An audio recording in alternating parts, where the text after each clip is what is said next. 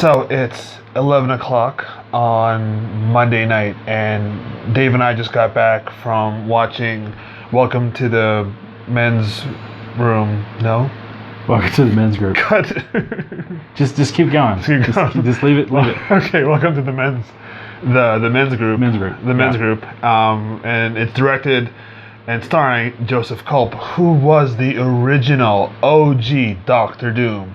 From the famous or infamous, depending on who you ask, Roger Corman classic Fantastic Four movie that was made, I think, in 1993 or 94. Might have been filmed in 92. In 92. So it was really cool meeting him.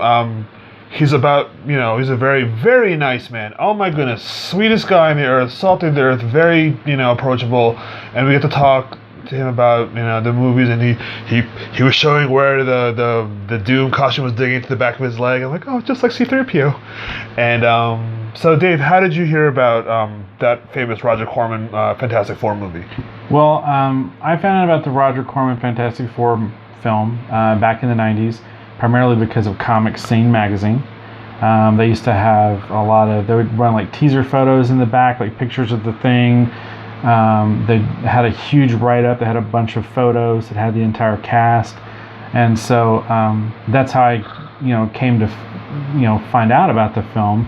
And I've enjoyed the original '60s Fantastic Four cartoons, actually. With the robot or without the robot? Without the robot. I'm talking about the ones that had the thing in them. Okay. Not the Herbie the robot ones. I like Herbie. Yeah, I like Herbie the robot. But those cartoons are pretty hard to watch these days. Okay. But so that's how I came to find out about the film, was just because of the coverage that they were getting, like in the comics and Comic Scene and Starlog. How did you find out about the film back in the day? I think I was probably reading Wizard magazine, because I know Wizard because I don't remember Comic Scene. I never really read Starlog, but I had my Wizard subscription. I think I remember seeing like random photos. I'm going, oh, that's weird. And I think it was even when you like get into Marvel, in some of the Marvel comic books where they have like, some store was promoting whatever comics were coming out, and they had like, oh, there was a Captain America movie and a Fantastic Four movie, and I'm like, oh, that's weird. I didn't know that. I'd love to watch that, but it never happened. Sort of, but there are ways of watching this movie, without having to really pay for it. But so yeah, that's how I remember. And I remember seeing the thing going, that's the thing, huh? And it looked weird. And then there's the dude from the Human Torch is played by that guy. Right. the boy who could fly. The boy who could, yes, the boy who could fly. So that's, I think, my introduction to that movie was reading about it probably in Wizard magazine. So Gareb Sheamus, if you ever see this, am I correct, or am I smoking the good stuff? Sorry.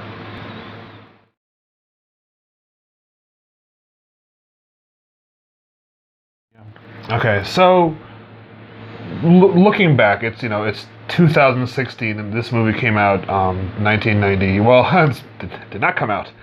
It was shot in 1992.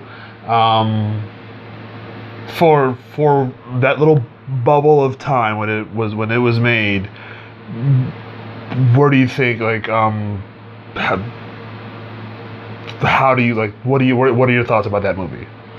Well, I did see it on a bootleg. Okay. Probably several years after it would have theoretically been released in theaters. Okay. And the quality I have is decent, but not the greatest. But if you look at the actual publicity photos, it looks very much like the comic book. Okay. In terms of like the designs for the costumes and Doctor Doom. Which, matter of fact, I'd say I think Joseph Culp is probably the only person who's actually portrayed the real Doctor Doom from the comics. I mean, he's got the gun with the holster on the hip. He's got the army that does his bidding. So I remember that when we were talking to him, and at one point he did the Doom voice. Oh, yeah. I was like, so he's talking to us about, how the suit was really constraining, and like it was tight, and it brought out the Doom in him. So he's doing the Doom voice, and I'm just like, that's so cool. Yeah, it was pretty cool. Like, I think so. It's like, it's early '90s. So if you ever watched, like, let's say, The Flash, the Flash TV show with John Wesley Shipp. Or the Gerard Christopher Superboy. Okay, Yeah, that I'd too. say it's pretty comparable to that in terms of quality. It's good. It's like if you get a chance to watch this movie in however way you can do it, YouTube. YouTube, or you could just buy a bootleg like everybody else and put money back in the industry. Shh, sorry, secret word. It's not. I had the DVD for a while, and it just sat on my shelf, just so I could say, you know what, I have it. Like it's like a fine wine. Today, no, not today. We won't do it. But I watched it, and I heard people lampooning the Mr. Fantastic. The effects look really bad. But for the most part, if I had to grade it, I was strong B-. It's like they did the homework. They just didn't get all the right things because it's 1992 and not 2016. But it was way better than let's say that last Fantastic Four movie that came out. That's another train wreck.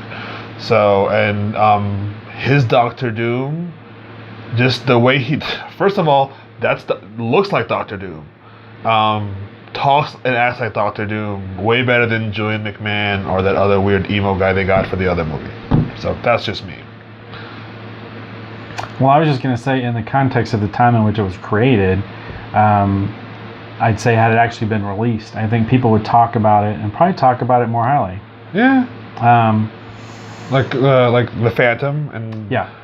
Now, in the context of the modern films, it is, like I said, I think it's the only true portrayal of Doctor Doom as from the comics.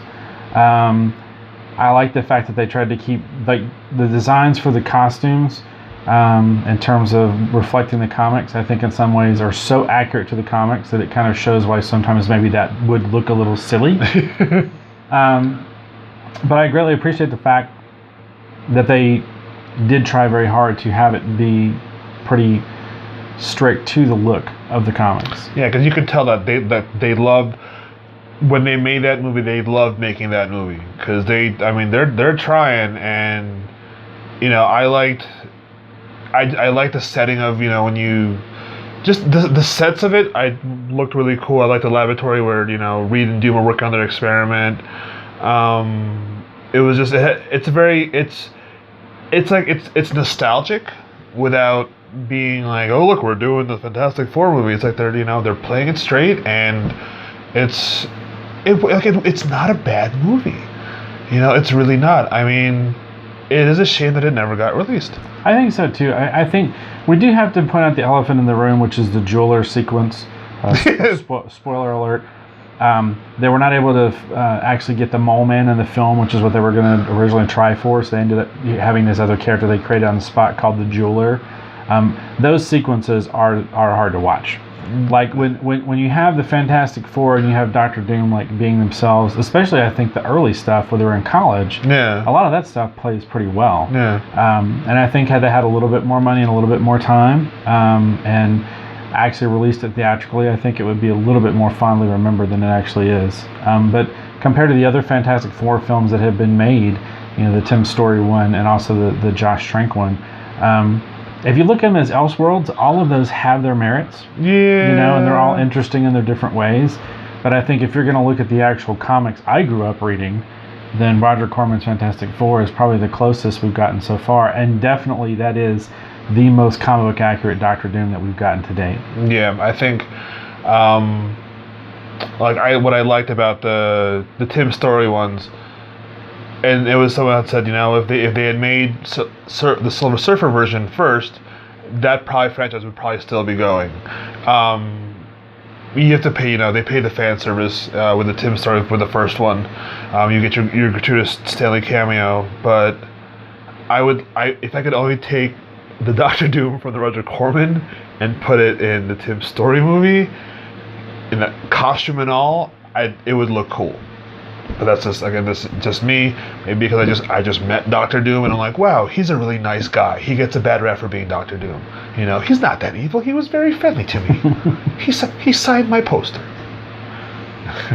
That's true. What? Well, the irony of it is I could probably face it towards us, but I just sort of assumed that the better quality camera is this side, not the other side. But then why have a camera on both sides, right? Isn't that kind of weird? Well, But no, I don't know that'd for be sure. weird. Then looking like ourselves on camera. Yeah, but we would know exactly how we look. That's true.